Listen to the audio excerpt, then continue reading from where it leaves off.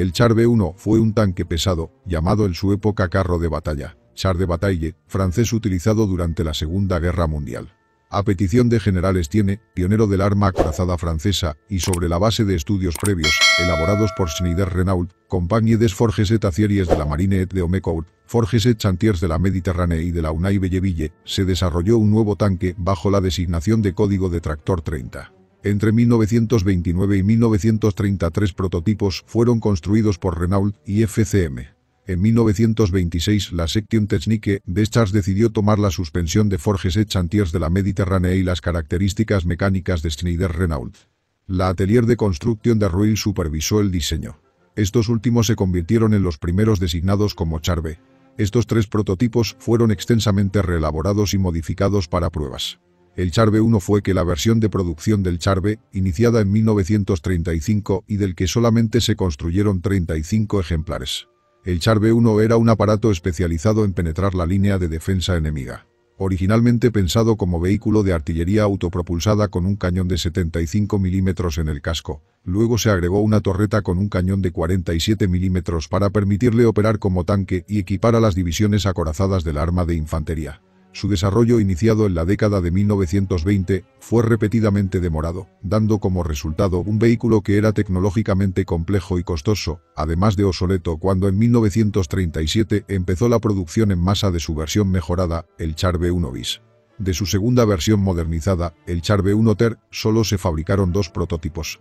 Estando entre los tanques más protegidos y mejor armados de su tiempo, fue muy efectivo en las confrontaciones directas contra los tanques alemanes en 1940, durante la Batalla de Francia, pero su baja velocidad y elevado consumo de combustible lo hacían poco apropiado para la guerra de movimiento que se estaba luchando.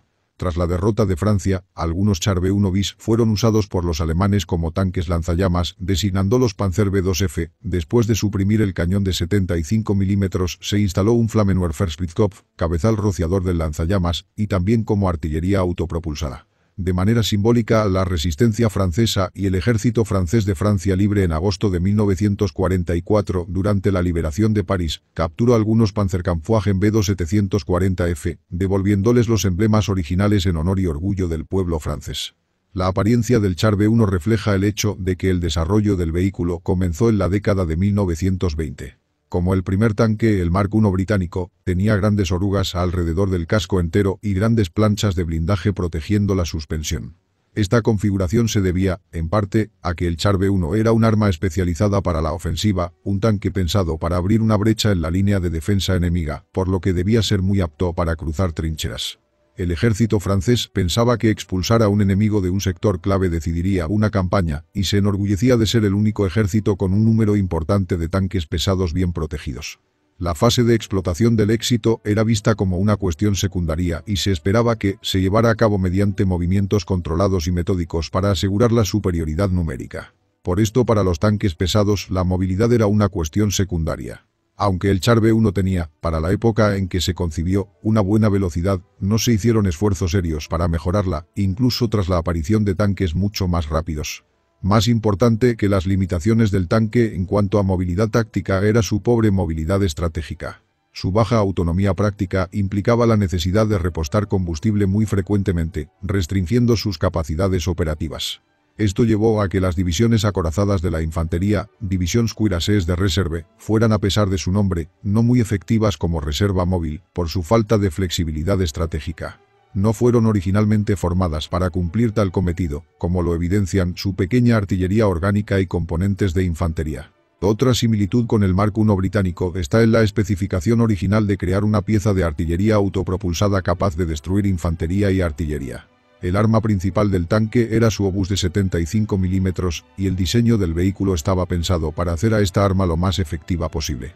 Cuando a principios de la década de 1930 se hizo evidente que el Char B1 debería también enfrentarse a los contraataques de tanques enemigos, ya era demasiado tarde para rediseñar todo el tanque. La solución fue instalar una torreta estándar APX-1, como la que equipaba al tanque Char B1. Como la mayoría de los tanques franceses del periodo, a excepción del AMC-34 y el AMC-35, el Char B tenía entonces una pequeña torreta de un hombre. Esto es visto hoy como uno de sus principales defectos. El comandante, único hombre en la torreta, no solo debía dirigir a la tripulación, sino también apuntar y cargar el cañón de 47 milímetros. Además, si era jefe de una unidad de tanques, debía a su vez comandar a otros tanques. Así, el comandante en su torreta debía realizar las tareas que en otros tanques estarían repartidas entre 3 hombres. Si las cuestiones hasta aquí mencionadas hacían al Char B-1 menos formidable en el combate real, es tema de debate. En 1940, la gran mayoría de las bajas en combate de Char B-1 fueron causadas por artillería y cañones antitanque alemanes. En los enfrentamientos directos con tanques alemanes, el Char B-1 por lo general tenía ventaja, a veces tan espectaculares como cuando el 16 de mayo un solo tanque, apodado Eure, atacó frontalmente y en unos pocos minutos destruyó 13 tanques que preparaban una emboscada el Stone, todos ellos Panzer III y IV. Ese tanque sobrevivió al combate a pesar de recibir 140 impactos.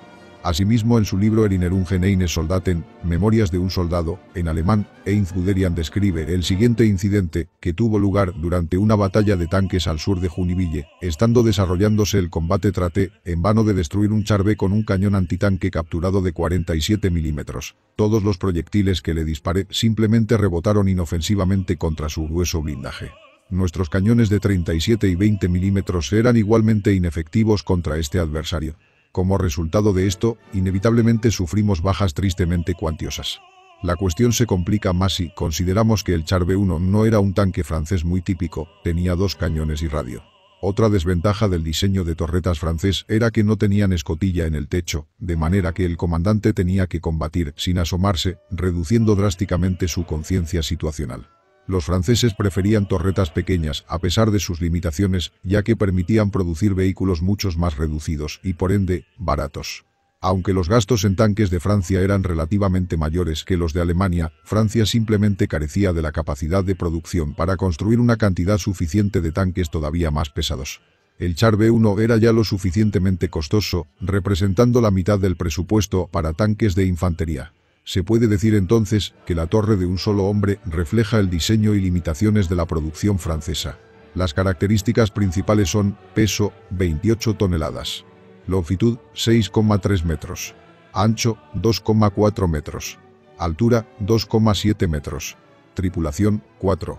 Blindaje, 40 milímetros. Arma primaria, un obús en barbeta ABS SA-35 de 75 milímetros. Arma secundaria, un cañón SA-35 47 milímetros y 2 ametralladoras Mac M31 de 7,5 milímetros, planta motriz, un motor Renault, 6 cilindros en línea y 16,5 litros de gasolina, 272 caballos. Relación potencia-peso, 9,7 caballos por tonelada. Velocidad máxima, 28 km por hora en carretera, 21 km por hora campo a través. Autonomía, 200 km. Suspensión, bogies, con una combinación de resortes verticales y elásticos.